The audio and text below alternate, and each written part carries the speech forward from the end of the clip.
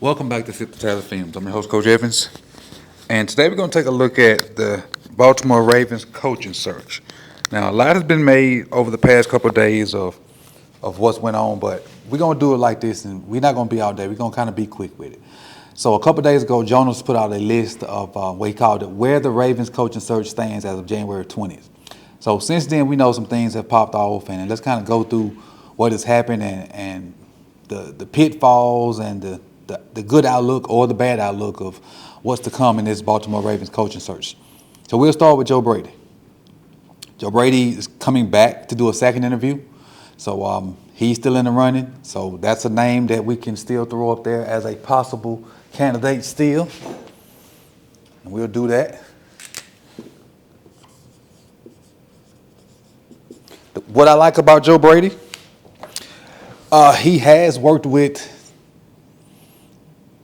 high-level quarterbacks in the past. College coach of Joe Burrow when they were loaded. So I don't know if that shows his coaching prowess or he just had all the guys on one team. Then, the work he's done with Josh up there in Buffalo. Great regular season, last year's MVP. They're in the same boat we are as far as getting over the hump and, having good teams in the playoffs. So both of us are like snake bitten in the playoffs for some strange reason. Both teams just don't get it done, so to speak. But that's Joe Brady. New name on the list, Anthony Campanelli. Campanelli, I think that's how you say it. I hope that's how you say it, Campanelli. Jaguars DC.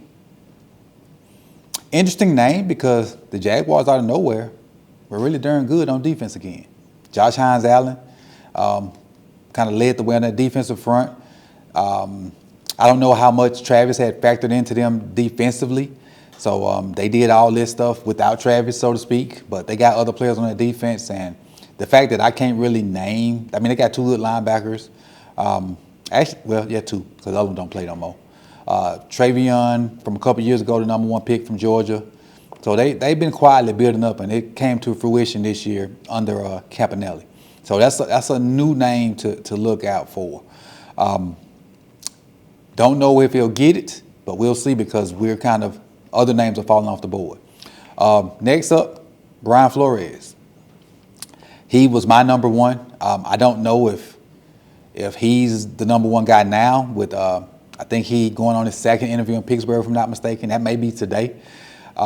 He's my number one guy. I just don't think it's going to happen no more. I really don't. I don't think it's going to happen because of when I talk about that when we get to the end of this list. Next up, Vance Joseph, DC. Had the first interview with him. Can't have the second because they're still playing.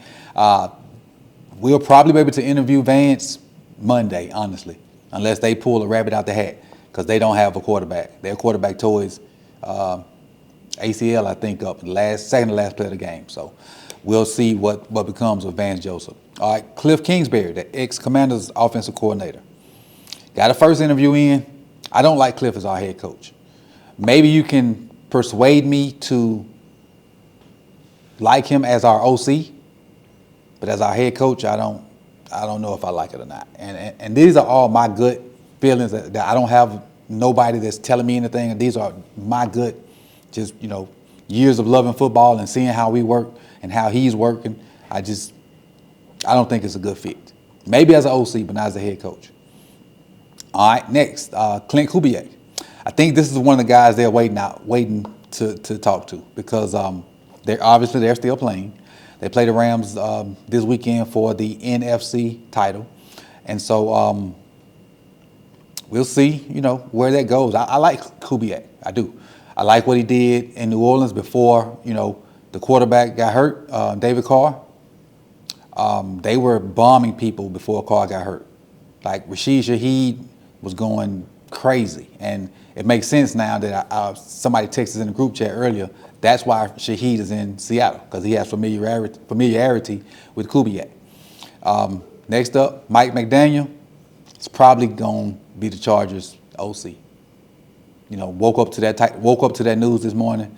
So him as our head. I mean, he do have some interviews still to go to, but the Chargers have made it clear they want him as the OC. And, a bird in the hand it's worth more than what's in the bush. So he might take that and just be done with it, and then jump in next cycle or 2 years from now, depending on how well he does with Justin Herbert. Jesse Minter. This is the guy that I think they want. Well, one of the guys I think they want. His name has been mentioned in a lot of circles lately as possibly being the guy. But I think they're going to wait to see if they can talk to some of the coaches that are still coaching this weekend first. And a new pool of those coaches will open up. So let's just say the Seahawks beat the Rams. That's 3 guys that's going to be on everybody's list. That's Shula, and I can't forget their offensive coordinator name. Shula and somebody else. I forgot their offensive coordinator's their name, but going on for there. Mentor, in my opinion, feels more like a Harbaugh disciple, and that's kind of why I'm kind of on that.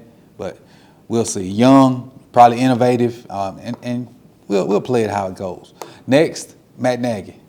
That would be a huge no for me. I'm not interested in Matt Nagy. You see how easily KC let him walk and then hired Bieniemy right behind him. So that kind of tells you what you need to know from an offensive standpoint. And when Bieniemy left and they brought Matt Nagy back, the Chiefs hadn't been the same. Yeah, I know they've had injuries and whatnot, but they hadn't been the same. Darren Rizzi is a name, Broncos special teams coach.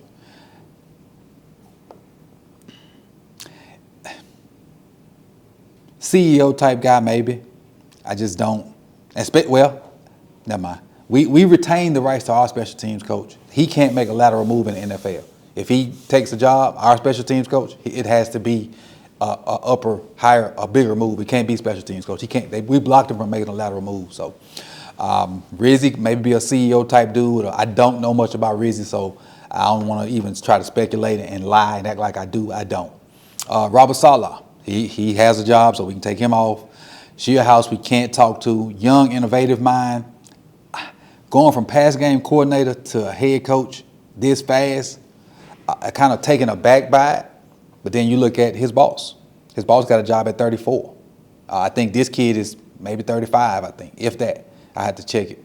But who knows? A different offensive mindset could really unlock Lamar even more. And for people that say unlock Lamar, I want you to correct your statements, because Lamar is unlocked. He just needs to be unlocked a little bit more. 3-time MVPs don't have to be unlocked. They unlocked. And yeah, I said 3. Clip, I don't care. But next up, Jim Schwartz, Browns DC, would bring something to the defense and try to fix the defense. That I understand. I understand why he's on the list, because Cleveland has had good defenses, even with the way their structure is over there in Cleveland. So I could see the interest in looking at that. And maybe if you get like a Shea House, you bring Schwartz in as a veteran guy to be the DC. So I wouldn't mind that combination. And that might be one of my front runners now that I'm thinking about it. Chris Shula, the Rams DC. Again, the Rams are really good up front. He's getting the most out of his DBs too. Kind of reimagined Forbes that was at Washington and didn't do jack. Was kind of casted off and went to the Rams and been balling with Jacoby Durant. So Shula's a good young coach and wouldn't mind kicking the tires on him a little bit more to see. But once their season's over with, people were able to do that. Stefanski got the job in Atlanta. Weaver seems to be like everybody's front, like people that know people, like Weaver's their front choice. But Weaver's also in the mix for Pittsburgh too. I don't want Weaver, and nothing he did because he worked for Harbaugh. I just want that Harbaugh tree just gone. I don't want the smell of it anywhere. And I say smell of it just to give you context to how I feel about it. And then Davis Webb, the Broncos passing game coordinator. Davis Webb is probably learning a lot from his head coach. And the head coach is the orchestrator of that offense. So this pass game coordinator, in my opinion, for Davis Webb is a title. Sean Payton does the heavy lifting over there. So that's that list as of right now. That's the updated, like where people are and whatnot, and that I know of. At this point, again, I would take Shea House as the head coach, Schwartz as a DC, and then you got to maybe find your OC that can kind of know that McVay system, or if Sugar House gonna call the plays, the OC don't really matter. You're just gonna be a figurehead. You're gonna do the groundwork, and Sugar House gonna call the plays.